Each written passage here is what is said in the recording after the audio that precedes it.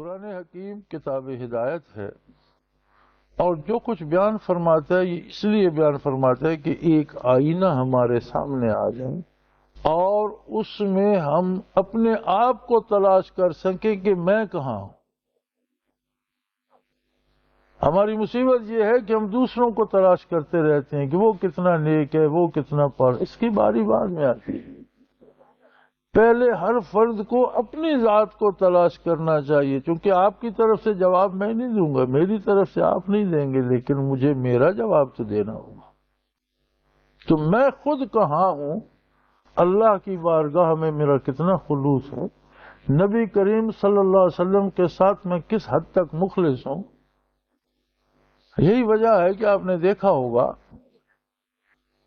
کہ علماء ظواہر الحمدللہ اللہ علماء کی برکات سے ہمیں مستفید فرماتا رہے، ساری عمر محنت کرتے ہیں، سیکھتے ہیں، ہمیں سکھاتے ہیں، سمجھاتے ہیں، بتاتے ہیں، لیکن ان کی ساری کاوش ہمارے دماغ تک ہوتی ہے، ہمارے عقل تک ہوتی ہے، ان کے دلائل ہمارے دماغ کو، ہماری عقل کو کال کرنے کی کوشش کرتے ہیں۔ لیکن ایک طبقہ جو اہل اللہ کا ہے اور صوفیاء کا ہے، ان کا طریق مختلف ہے، وہ براہ راست قلب سے بات کرتے ہیں اور شروع ہی اس بات سے کرتے ہیں کہ قلب ذاکر ہو جائے۔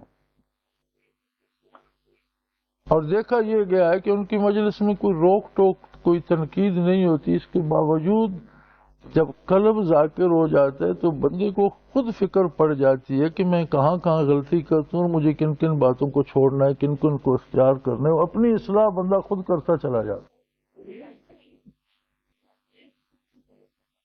ان کا طریق یہ ہے کہ وہ بات ہی قلب سے شروع کرتے، اور جب قلب سدھرنا شروع ہوتا ہے از خود باقی سارے امور سدھرتے چلے جاتے ہیں۔ تو یہ اللہ کریم کا احسان ہے کہ قلوب کی بیماریوں سے نجات دے اور ایمان و یقین کی دولت سے سرفراز فرمائے۔ زندگی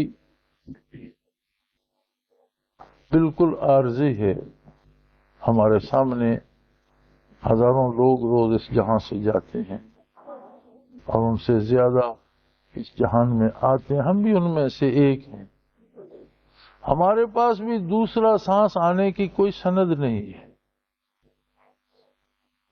ایمان و یقین وہ دولت ہے جو موت سے ڈرنے کی بجائے موت کو بھی محبوب بنا دیتی ہے، اس لیے کہ آدمی تیار ہوتا ہے اس حادثے کے لیے، اس طرف جانے کے لیے۔ بلکہ صوفیاء کا قول تو یہ ہے کہ الموت جسر یوصل الحبیب الی الحبیب، موت تو وہ پل ہے، وہ دروازہ ہے جو اللہ کی بارگاہ میں، جو مطلوب کی بارگاہ میں طالب کو پہنچا دیتا ہے۔ اس کا مقصود ہی اللہ ہے، ساری زندگی وہ اس کی طلب میں لگا رہا، اس کے جمال کی طلب میں لگا رہا، اس کی اطاعت کرتا رہا، اس کے حبیب صلی اللہ علیہ وسلم کی اطاعت کرتا رہا، اس کے احکام پر عمل اس لیے کہ اسے وصال الہی نصیب ہو۔ تو موت ہی وہ پل ہے جو اسے اس پار پہنچا دیتا ہے۔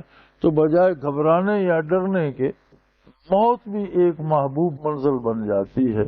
اللہ کریم ہمارے گناہ معاف فرما کر ہمیں نیکی کی توفیق اور صدق اور خلوص کی سعادت نصیب فرمائے۔ وآخر دعوانا ان الحمدللہ رب العالمین۔